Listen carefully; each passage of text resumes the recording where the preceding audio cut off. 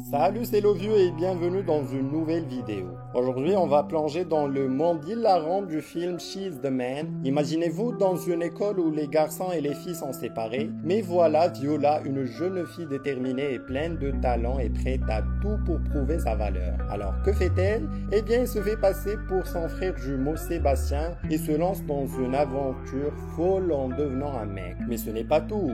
L'amour est aussi au rendez-vous dans ce film. Viola tombe amoureuse d'un beau jeune homme, Duke, qui ne se doute absolument pas de sa véritable identité. Et voilà notre héroïne prise dans un véritable tourbillon d'émotions et de rebondissements. Entre rivalité amoureuse, match de soccer endiablé et des amis aussi déjantés que drôles, She's the Man vous embarque dans une aventure survoltée dont vous ne voudrez plus sortir. On y plonge tout de suite. L'envieux.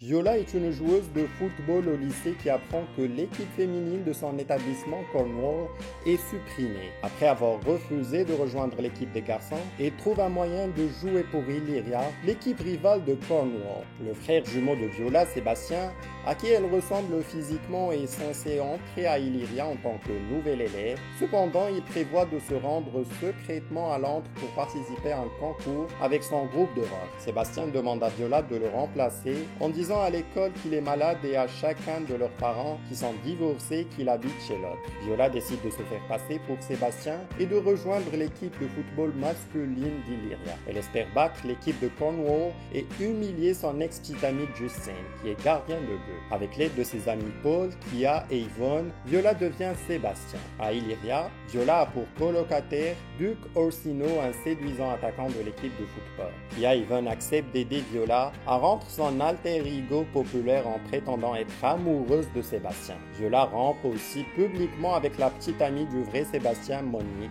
et Duke et ses amis sont impressionnés, mais les talents de footballeuse de Viola ne sont pas encore suffisants pour qu'elle devienne titulaire. Il semble que Viola ne puisse finalement pas participer au match contre Cornwall. Après avoir passé plus de temps avec lui, Viola se rend compte qu'elle est tombée amoureuse de Duke. Cependant, ce dernier n'est intéressé que par Olivia, la partenaire de laboratoire de Viola. En échange de l'aide de Viola pour attirer l'attention d'Olivia, Duke accepte de passer plus de temps avec elle à l'entraînement de football. L'entraînement est payant puisque l'entraîneur Dinklage fait passer Viola dans l'équipe première. Entre-temps, Olivia a développé un béguin pour Sébastien. Comme ce dernier ne s'intéresse pas à elle, elle décide de sortir avec Duke pour le rendre jaloux. Pendant ce temps, Monique et son ami Malcolm découvrent l'identité secrète de Viola. L'intrigue se complique lorsque le vrai Sébastien revient de Londres plus tôt que prévu. Lorsqu'il arrive à Illyria, Olivia se précipite sur lui et l'embrasse. Duke s'en aperçoit et pense que sa colocataire l'a trahi. Il met Viola à la porte de leur chambre.